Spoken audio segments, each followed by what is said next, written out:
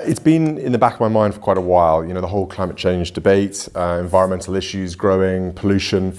So I've always felt very strongly about it, and I've been watching very carefully what others have been. It began as a nice family bonding event, a royal tradition, a quiet Sunday afternoon on Windsor's grounds where youngsters from two very different royal families were brought together for what insiders described as a family bonding event. Prince George, who is growing into his role as heir with shy power and quiet composure, was among the youngest attendees. He had previously attended such gatherings, always under the cautious eye of his mother, Princess Catherine. However, this time was not like before. What began as a fun encounter between cousins and step-cousins rapidly turned darker. Whispers soon spread throughout the palace. Prince George had been bullied, and the perpetrator was none other than one of Camilla's grandsons. The boy in question, from Camilla's Parker Bowles heritage, was not yet a named royal. However, Camilla had been working tirelessly behind the scenes to increase exposure for her family. She had fought for modest title affiliations, prestigious education, and even tiny ceremonial positions. Some members of the royal family secretly complained about her efforts, calling them overreaching. However, the vast majority remained silent, until now. When Prince George arrived home in tears, everything changed. Kate was the first to notice the watery eyes, the quiet, the stoop in his shoulders. She wanted to know what had happened, and George explained in the most honest way a toddler can. The teasing had been more than just personal, it had been deliberate. His role as the future king was derided. According to palace insiders, a boy who had heard too many adult murmurs at home became nasty and mocked his habits, family, and even his late grandmother, Diana. Kate was furious. William was devastated. Behind the royal gates, a line had been crossed. What happened was quick, silent, and explosive. Prince William made a choice that would have far-reaching consequences for royal history. Camilla's grandchild, who had been set to gain honorary status inside the monarchy, would be stripped of any future title consideration. No more discussion. There would be no gentle integration into royal occasions, no second chances. The palace has declined to release a public comment. Internally, however, the walls are shaking. Camilla is thought to be outraged. Charles, split between his wife and his kid, has maintained a hands-off posture, which some feel says volumes. What about the public? They are monitoring every action, reading between the lines, and making decisions. Because nothing is more important in a monarchy based on bloodline than preserving the next generation, and this time, Prince George was not simply shielded, he was avenged. It was intended to be a light-hearted, feel-good event, one of those manufactured royal family days meant to remind the press and the public that underneath the jewels and formality, the Windsors are just like any other. The setting was Balmoral's magnificent private grounds. The scene was wonderful. A large picnic had been set up, with soft tartan blankets spread out on the lawn, golden corgis bouncing around, and royal children rushing between games and food in front of their parents and nannies. But no one predicted, and no royal aid could contain, how severely everything would unravel. The day had been planned by King Charles himself, who believed it was time to repair invisible flaws beneath the surface. He thought that bringing Prince William's children and Camilla's grandkids together in a relaxed setting would foster a closer relationship. The Queen Consort, eager to further integrate her lineage into the royal spotlight, eagerly agreed. She regarded the gathering as more than just a picnic, it was a subtle power move, allowing her family to be seen, acknowledged, and even cherished. But not everyone agreed with that notion. Royal aides then revealed that Princess Catherine was hesitant from the outset. Though she is famed for her diplomacy, insiders claim she was not happy with the possibility of forced mingling between her children, particularly Prince George, and Camilla's more outspoken offspring. After all, George was being raised under the weight of a future crown. He was taught humility, honor, and duty from an early age. The same could not be said for Camilla's extended relatives, who grew up in more casual surroundings and supposedly had significantly fewer limitations. By mid-afternoon, the trouble had begun. While the parents enjoyed tea under a marquee tent, the youngsters were encouraged to play together in a loosely supervised area of the gardens. A homemade football game became nasty. Words were exchanged, then things got darker. According to multiple stories, Camilla's oldest grandchild began tormenting George, first over the game, then about personal concerns. "Why are you walking like that?" one child was overheard saying. "Do you think you're better than everyone because of your silly crown?" What might have been dismissed as juvenile taunting turned into something terrible. Prince George, who had just turned 11, reportedly attempted to flee but was pursued, mocked for his special training, his status as the chosen one, and, according to one aide who later briefed a senior staffer, was even referred to as a mummy's boy, a sensitive trigger for a child whose late grandmother, Princess Diana, is treated almost as a sacred memory. The personnel moved quickly to separate the children, but the damage had been done. George, who had usually maintained his composure in public, was shaken. A family bodyguard was deployed quietly to remove him from the scene, avoiding media notice. When Catherine was informed, her son was already in tears in the car. The rest of the afternoon was filled with awkward smiles and forced conversations. Camilla, presumably uninformed of the full gravity of what had occurred, or preferring not to acknowledge it, continued her hosting responsibilities. However, Catherine's close friends report that she was stone-faced, her smiles wan, and her grip on Charlotte's hand firmer than normal. When they returned to their private apartment, Kate wanted a full accounting from George. What she heard left her stunned. The bullying wasn't just mean-spirited, it was precise, even intentional, replicating adult language and feelings, implying Camilla's grandson was repeating what he'd heard at home. That was what shocked Kate the most, not just the cruelty of youngsters but the poison of adult prejudice handed down through whispers and glances. Prince William was briefed immediately. As George retired to bed early, red-eyed and withdrawn, William sat quietly alongside his wife. The pain on his face was not just for George, it was the familiar sting of history repeating itself. Except this time, he would not be mute. This time, there would be consequences. This time, he was determined to defend his son at any cost. As the automobile approached Adelaide Cottage that evening, the tension was palpable. Prince George hadn't spoken a word since leaving Balmoral. His sedate demeanor, which was often a show of civility, was now laden with something else, embarrassment. Princess Catherine sat alongside him, her hands softly resting on his back, her motherly instincts firing all at once. Kate sat George aside, away from royal attendants and watchful eyes, and tenderly asked, "Tell me exactly what happened." What transpired next broke her heart. George explained haltingly at first, then with confidence as his mother listened intently. The name-calling, the ridiculing, the snide remark about his father being a future puppet king, the nasty taunt that he was only adored for his status. Worst of all, Princess Diana's name was mocked and spat out like a joke. Kate's face transformed. Her eyes, typically calm and composed, became icy with wrath, not the explosive fury one might imagine but the frightening steel-backed rage of a mother whose child had been emotionally harmed. According to a top royal aide, Kate's exact comments were crisp and direct, "That boy will not be near my children again." She meant it. Kate had been under years of silent pressure from the institution. She had navigated the royal system with grace, smiled through scandal, and stood patiently as Camilla's family was led closer to the heart of the monarchy. However, this went too far, for any mother, let alone a potential queen. Within an hour, she had briefed William. What happened beyond the walls of Adelaide Cottage was, according to one trusted insider, the most emotionally intense conversation the couple had shared in years. Kate didn't cry. She did not raise her voice.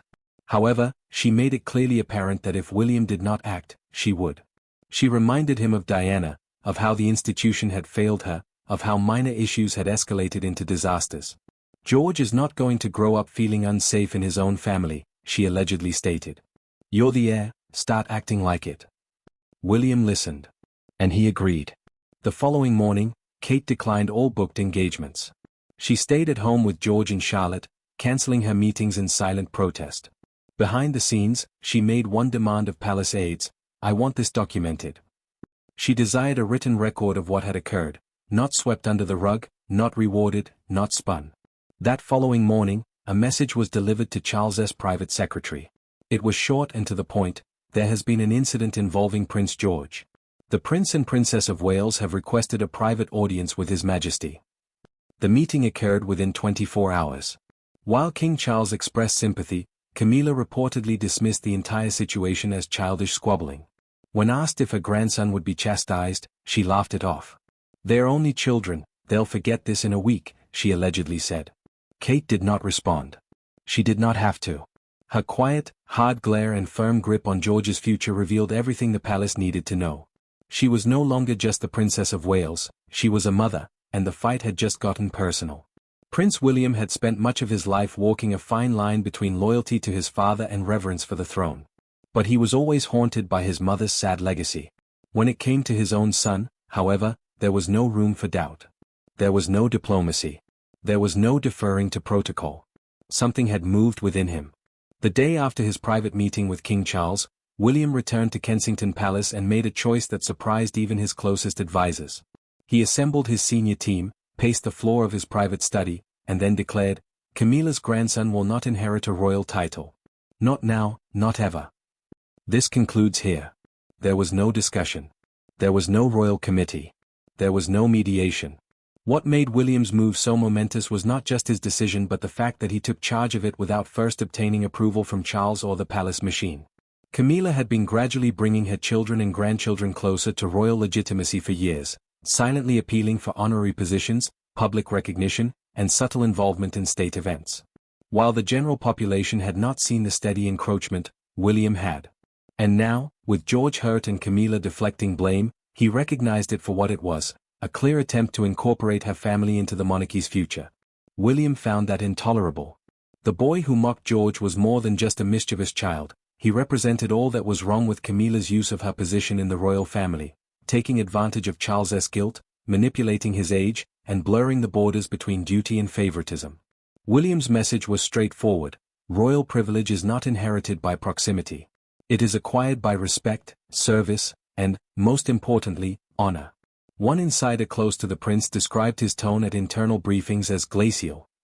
When one aide tentatively asked if a private apology from Camilla's family would ease the situation, William answered brutally, "My son does not require an apology. He requires protection." He subsequently took an even harder stance, saying Camilla's grandson would no longer be welcome to future family gatherings involving his own children, not for birthdays, not on holidays. There would be no rehearsals for trooping the color if George, Charlotte, or Louis were present. Camilla's grandson would not be there. This was not a negotiation. It was an ultimatum. Word immediately traveled across royal circles. Charles was surprised and reportedly paced his study in silence after learning of his son's decision. He had anticipated the situation would pass quietly. However, William, who is generally calm and cooperative, had drawn a line. And the most heartbreaking part? He did not flinch. For William, this was more than just discipline. It was about control. About conveying a message, not just to Camilla but to the entire organization. The days of burying disagreements in the name of unity had passed. The days of tolerating disrespect for Diana's legacy, or his own children, were over. He'd been patient for years. However, as George became more visible in the public eye, William made it plain that he would serve as a shield, a lion, a father first, a future monarch second. And no child related to Camilla, no matter how close to the throne they may appear to be, would ever wear a royal title under his watch. Camilla didn't trust the news at first. Sipping her afternoon tea in her private drawing room at Clarence House, she received the report quietly from a senior staffer. Prince William had not only denied her grandson the honorary title but also barred him from attending royal family functions involving his children. The temperature in the room fluctuated. Camilla initially dismissed it as a miscommunication. "That can't be right," she exclaimed sharply. "Charles would never allow it." But as the complete circumstances emerged, William's direct meeting with the king, his unwillingness to accept apologies, and his formal record of the incident, the reality hit home. Her hands shook as she placed the teacup down. "He's gone too far," Camilla replied, hardly holding back her rage. "It's personal. Vindictive. This is not justice, it is punishment." Camilla wasn't only concerned with her grandson's behavior.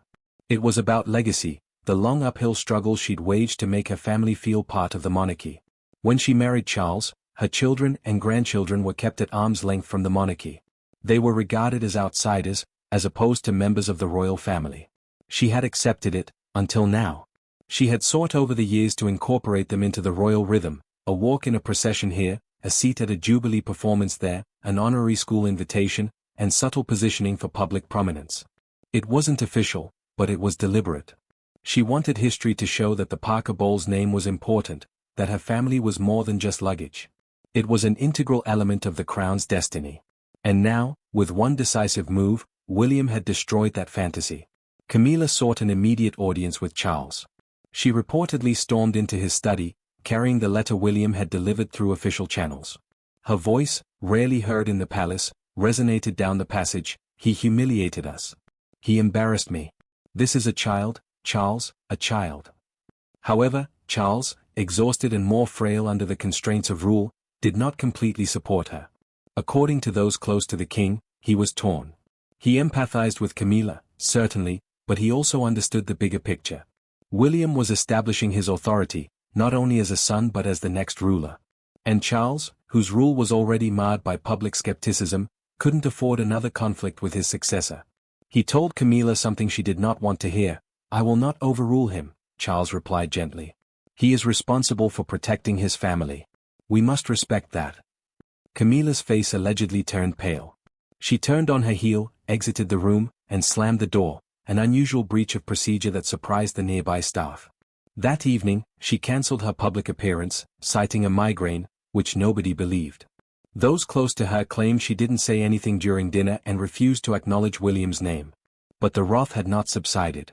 It had merely moved underground. "She will never forget this," a top palace official reportedly stated. "Camilla may grin in public, but a line has been crossed.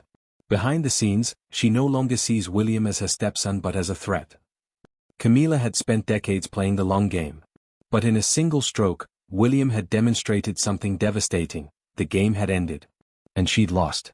The British public has traditionally had a strong emotional attachment to the royal family's offspring, particularly those in direct line to the throne.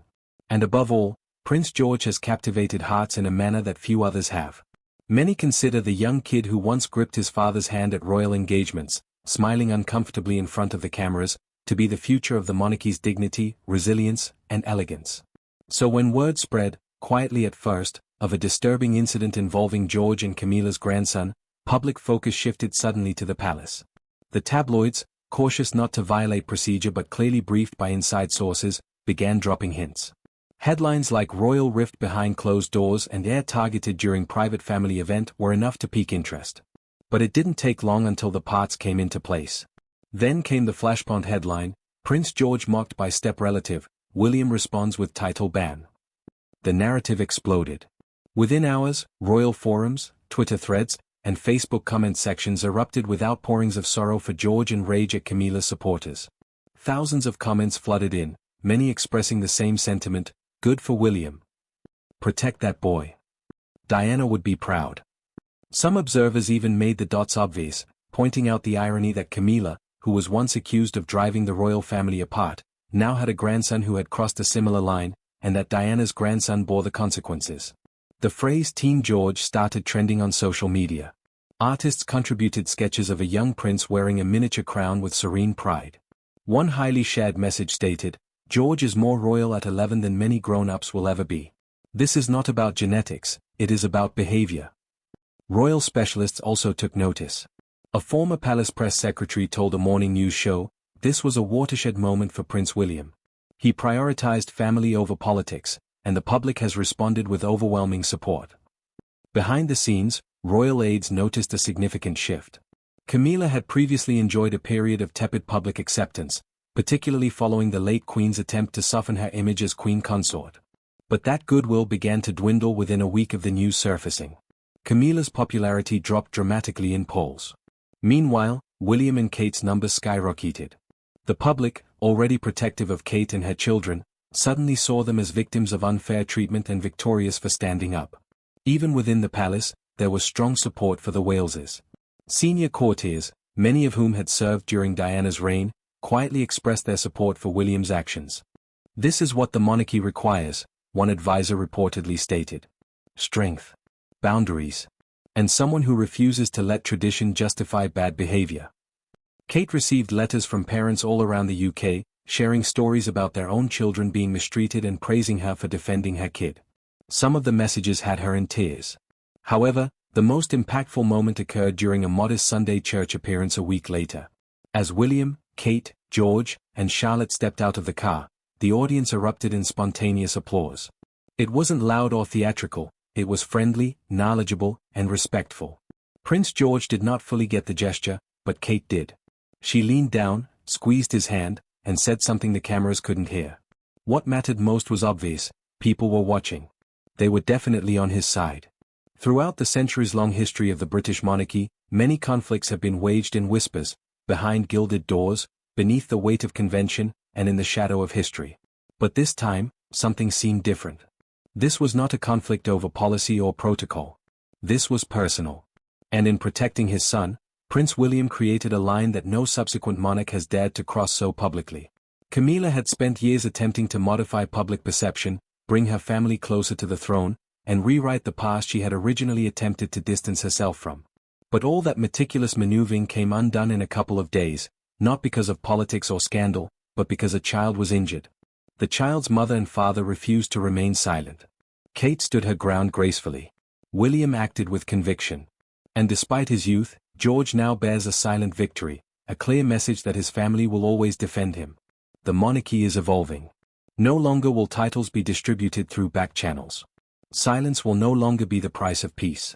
The future of the throne is not in ceremonies or centuries-old rituals, but in integrity, which Prince William has proven he is willing to defend at any cost. Camilla, who had previously been quietly gaining ground, is now more isolated than ever. Her grandson's place in the royal spotlight is gone, and the Parker Bowles family's future prospects have diminished. The ramifications of one moment, one harsh interaction, have reverberated throughout the kingdom like a thunderstorm. The dust is still settling. But in that silence, one thing is undeniable: a new royal standard has been established. Titles must be earned. Respect should be mutual. There are no second chances for the crown's heirs. This wasn't just a family disagreement. It was a redefining of power. And it was drawn without swords or speeches, but with a father's voice and a mother's will. And from now on, the monarchy will never be the same.